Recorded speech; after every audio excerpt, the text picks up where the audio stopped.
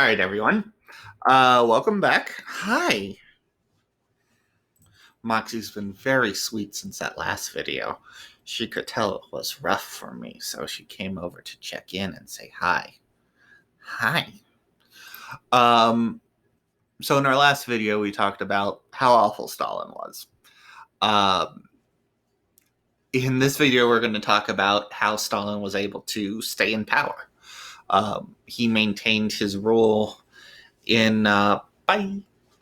He maintained his rule in many different ways. We already talked a bit about some of these things, so I'm going to try to keep this one short, especially considering how long the last one was. Um, let's start with the KGB. KGB was very much an information gathering source for him, both inside his own country as well as outside. He definitely used that for his own personal benefit as opposed to the benefit of the Soviet Union, of Russia. We talked already about brainwashing. Stalin focused a lot on the young.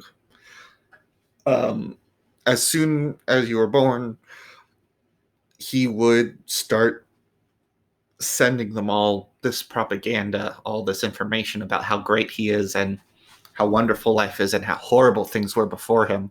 And that was very much all that they knew. Fun fact, during World War II, Walt Disney was one of the main people in charge of America's propaganda. There is some terrifying Walt Disney World War II propaganda out there. Look it up. The one with Donald Duck is terrifying.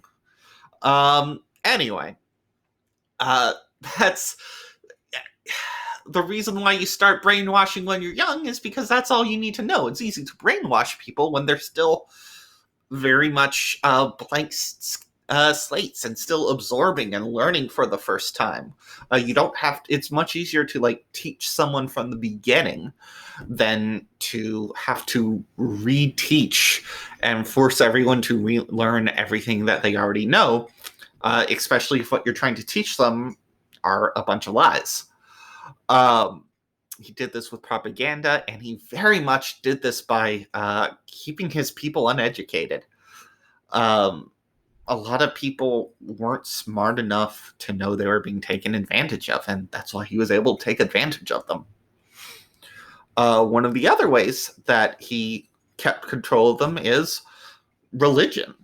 But Mr. Schwartz, you said he banned religion. You're right, I did. I have to be the students in this scenario right now. When he realized that he was taking advantage of a lot of his people, he brought religion back to kind of help earn some goodwill from them. Also, he started liking the idea of being able to say, hey, look, I know times are rough now, but you do good for Russia. You do good for me. And you'll be rewarded in heaven. So times are tough now, but you want to go to heaven, right? I want to stress again, Stalin, not a great dude.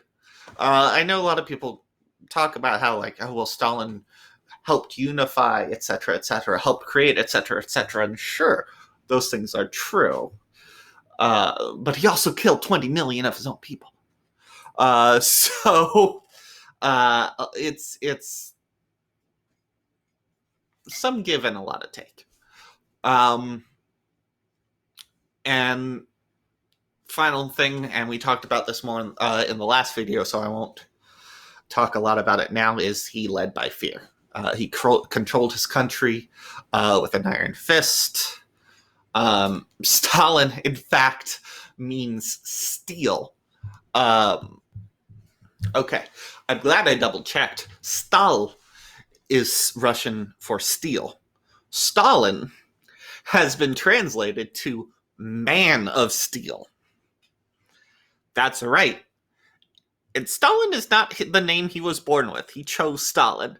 He chose for his last name to be the Man of Steel. Okay, double checked.